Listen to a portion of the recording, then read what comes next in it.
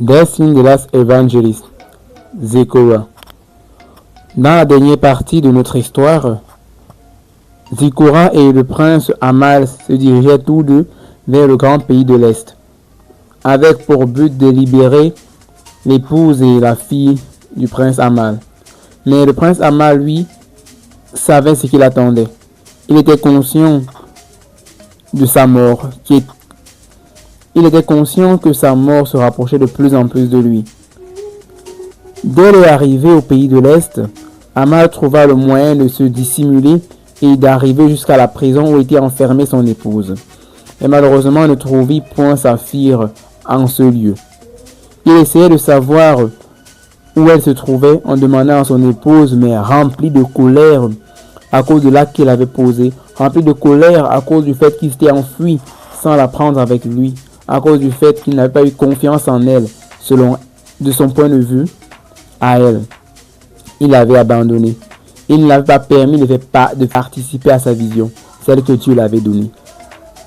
Et puis le prince Amal, après avoir entendu ces mots, fut transpercé de l'intérieur, continua de lui rappeler toute la douleur qu'elle avait subie à cause de lui. Et puis un instant, elle s'arrêta, car elle avait pris conscience que ses propos le faisaient souffrir.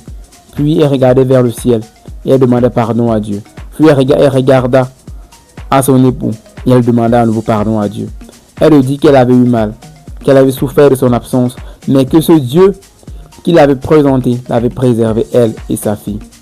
Et qu'aujourd'hui, son seul regret, c'est de n'avoir pas participé à sa vision. Il n'avait pas été cette épouse-là à qui il aurait pu avoir suffisamment confiance pour partager cette tâche avec elle. Durant leur échange, le prince Amal reconnut lui aussi ses manquements et ses erreurs dans leur couple.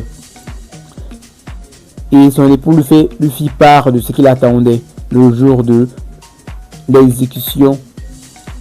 Après cela, après qu'elle l'eut entendu, par rapport à ce jour, elle fut attristée en elle-même. Mais elle dit, je le savais, car le Seigneur m'avait fait part également de cela. Il ne pouvait rester là-bas près d'elle.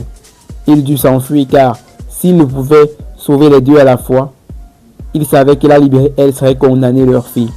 Et de toute façon, il était très compliqué de lui libérer elle, à cause des différents moyens par lesquels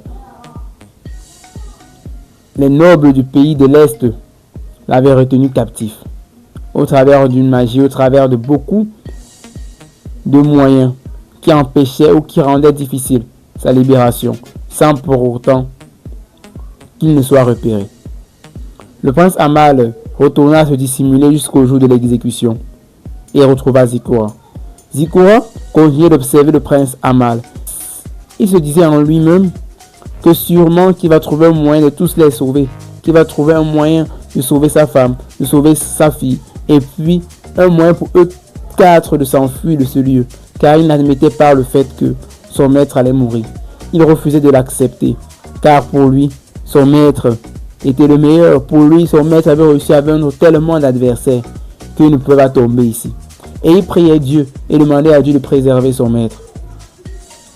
Puis le lendemain, c'était le jour de l'exécution. Amal s'est tenu prêt, en attendant l'occasion de libérer sa fille et sa femme. Tous deux avaient déjà été placés au centre de la capitale, un lieu dédié pour les grands jugements, pour les rencontres entre les nobles et pour souvent rendre justice. Elle était au centre de ce lieu qui était bâti comme une arène. Étant au centre, elle était avec sa fille. Tous deux étaient attachés.